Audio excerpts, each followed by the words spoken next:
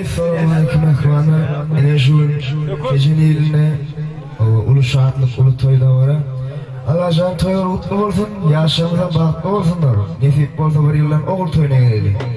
Toyumuzun başını yaşlılarımız şu halk evlerine devam ediyor, dinlerini de tanım.